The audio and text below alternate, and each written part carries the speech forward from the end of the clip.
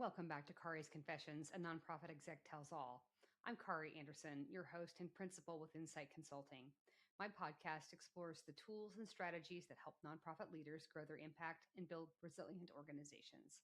As always, I'm here to share some hard-earned lessons and honest truths from life inside the nonprofit world. I spent 25 plus years in the nonprofit sector in leadership roles with 7 organizations. Now, I provide coaching and consulting services to ensure that nonprofits, like yours, have the structure, systems, and practices to do your best work. Wherever I go, I continue to hear that nonprofit execs need a space to gather, to receive tools, feedback, and advice that encourages them to stay the course. It doesn't matter if you're in a village of 182 or a metropolis of millions, nonprofit work is both gratifying and lonely.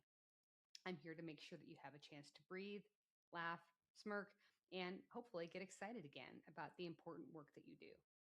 So today's topic is all about investing in yourself with executive coaching.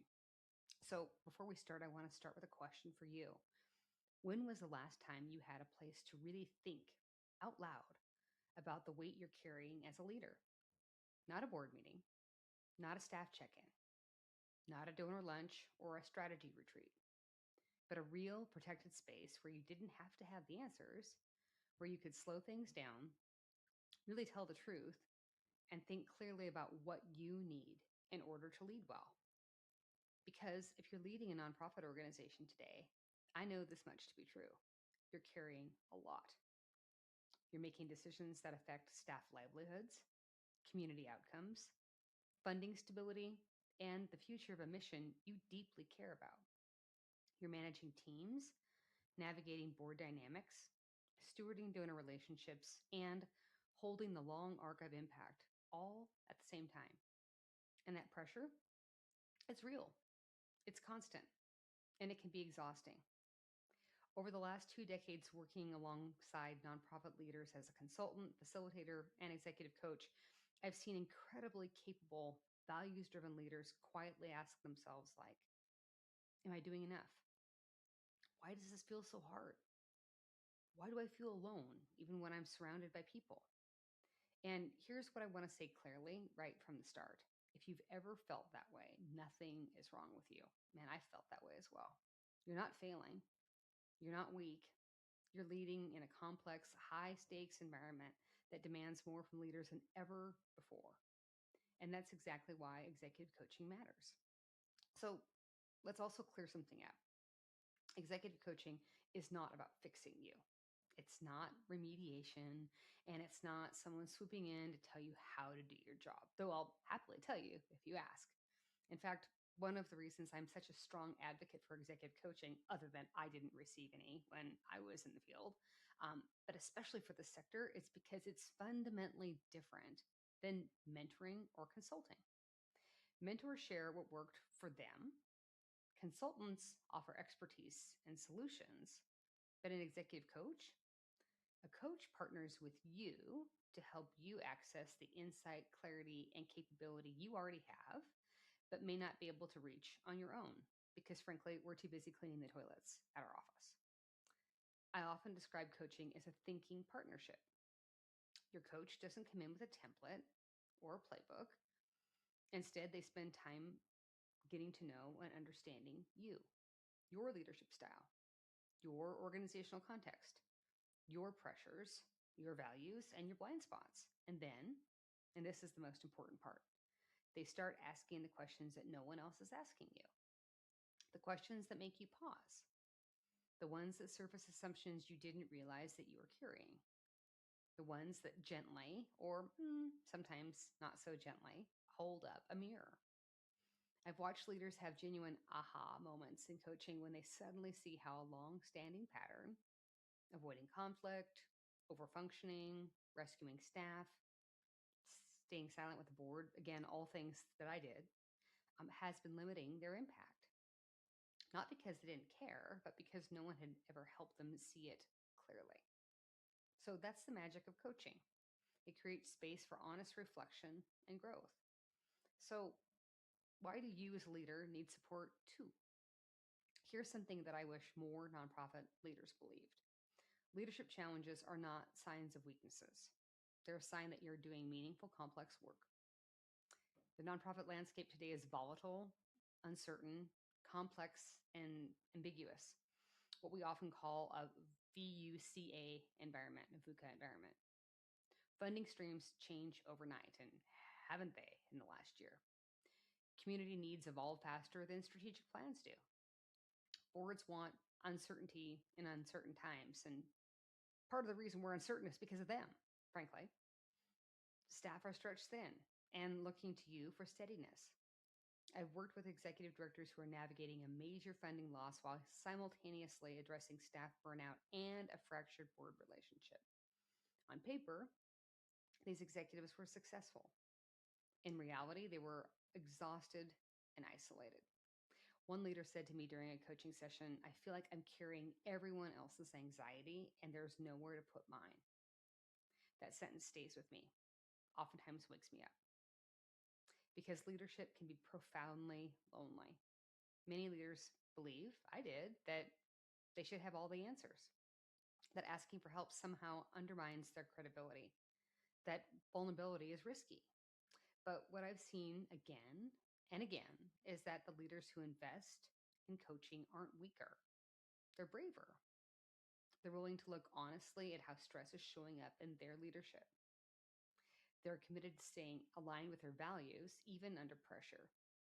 And they recognize that sustainable impact requires sustainable leadership. You truly cannot pour from an empty cup. So, how would executive coaching strengthen your leadership effectiveness? When leaders engage in executive coaching, one of the first shifts that I see is often how they think. Coaching sharpens strategic thinking, not by adding more information, but by creating clarity. A coach helps you slow down, specifically reactive decision making, and step back into a more intentional strategic stance. Last year, I worked with a nonprofit CEO who was constantly in the weeds, if you will, jumping into operational issues because that's an itch they like to scratch, solving problems for staff, and feeling frustrated that nothing ever seemed to change. Through coaching, he realized that his instinct was, in terms of helping, right, was actually preventing his team from developing. He wasn't leading above the work, he was stuck inside it. So once he started shifting how he delegated, how he asked questions, and how he held boundaries, everything changed. His team became more confident, everyone's decisions improved, and he finally had the mental space to focus on long-term strategy. That's leadership effectiveness in action. So another powerful outcome of coaching is improved communication, especially during hard moments. Let's be honest, most leaders don't struggle with talking. If you could see a couple of my early reviews, you would see I did not struggle with talking. They struggle with listening. I did. And with having difficult conversations clearly and compassionately. Executive coaching gives leaders a place to practice how to deliver feedback without avoidance or defensiveness, how to name tensions before they become explosions, how to listen for what's not being said. I coached leaders who dreaded performance conversations until they realized those conversations could actually strengthen trust when handled well. When leaders communicate more clearly, teams feel safer. When teams feel safer, engagement increases. And when engagement increases, mission outcomes follow. So, executive coaching is really accountability that starts with you. One of my favorite shifts that I see through coaching is how leaders think about accountability. Instead of accountability being something they enforce or punitive, it becomes something they model. A coach holds you accountable, not in a punitive way, but in a values aligned way. They ask, "You said this mattered. Are your actions reflecting that? What commitment are you willing to make before our next conversation?" When leaders experience that kind of accountability, it changes how they lead others. Performance conversations become clearer. Expectations become more transparent, and organizational culture becomes healthier. So let's think about executive coaching specifically in the nonprofit context, because some of you may have come from the private sector, and I can tell you this is different. The nonprofit sector, as you've figured out, is uniquely complex. You're accountable to multiple stakeholders, boards, funders, communities, staff. often with competing expectations. There's rarely a clean, linear solution.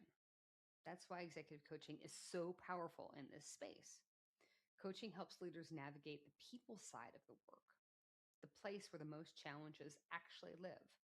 I've seen coaching support leaders through board conflict that threatened organizational stability, succession planning during times of rapid growth, fundraising shifts that required new leadership capacity, culture change efforts that demanded courage and consistency.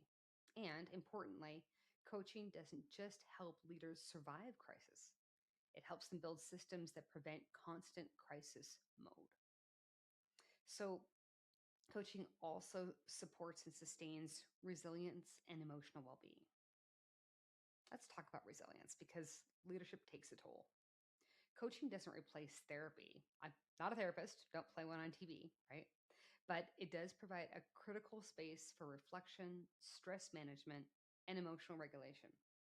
In coaching, leaders learn to recognize early signs of burnout, set boundaries that protect their energy, reframe setbacks as learning opportunities, strengthen support systems inside and outside of work.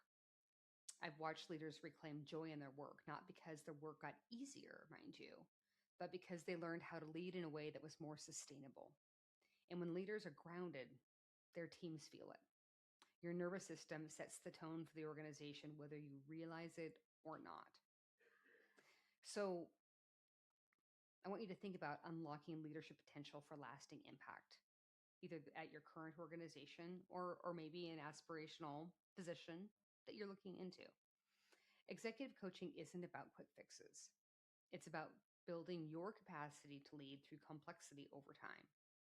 When leaders commit to coaching, they're investing in their ability to set patterns sooner and see them sooner, navigate hard conversations more skillfully, stay aligned with purpose under pressure, lead with both clarity and compassion. And the ripple effects are real. Teams notice, culture shifts, impact deepens. That's how change lasts. So you didn't get where you are by going it alone, though sometimes it feels that way. And you don't have to keep leading alone either. The strongest leaders I know, the ones creating real, lasting impact, are the ones who invest in their own growth. Professional development is a thing, not because you're broken, but because they're committed.